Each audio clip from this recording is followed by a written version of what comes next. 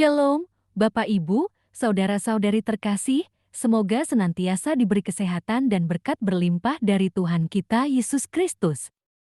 Marilah berdoa dalam nama Bapa dan Putra dan Roh Kudus. Amin. Ya Tuhan, puji dan syukur kami boleh mendengarkan dan merenungkan firman-Mu. Semoga kami dapat menjalankan kehidupan kami sesuai dengan firman-Mu. Amin.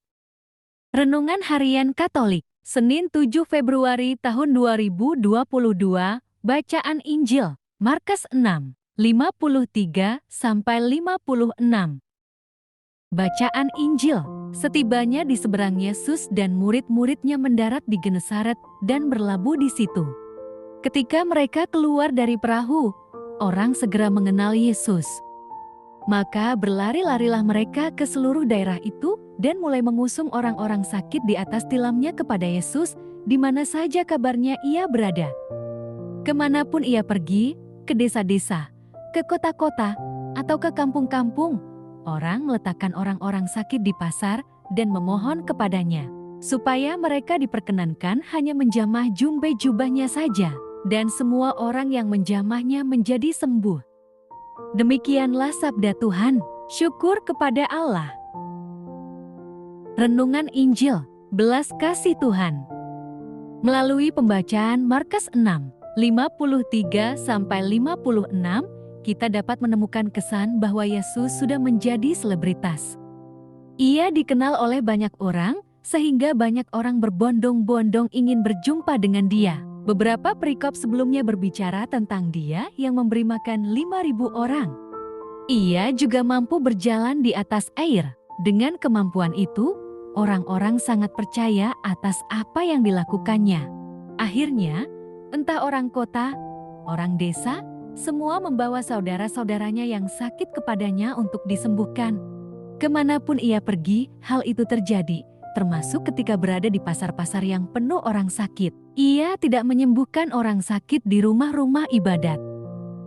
Manakala ia tidak sempat menyapa mereka yang sakit, mereka memohon kepadanya agar diperkenankan menjamah jumbai jubahnya.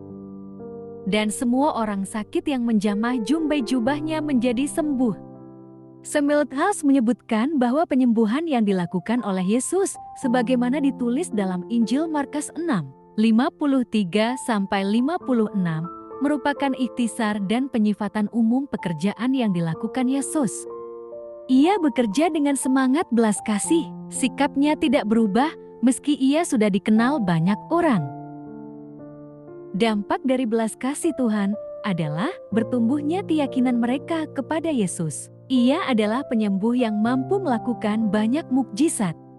Hingga saat ini, Yesus terus bekerja menyatakan belas kasih-Nya. Iman kepadanya membuat mereka yang sakit menjadi sembuh, walau hanya menjamah jumbai jubahnya.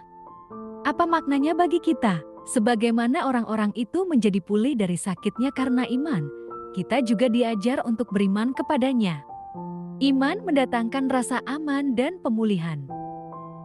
Demikianlah Injil Tuhan, terpujilah Kristus.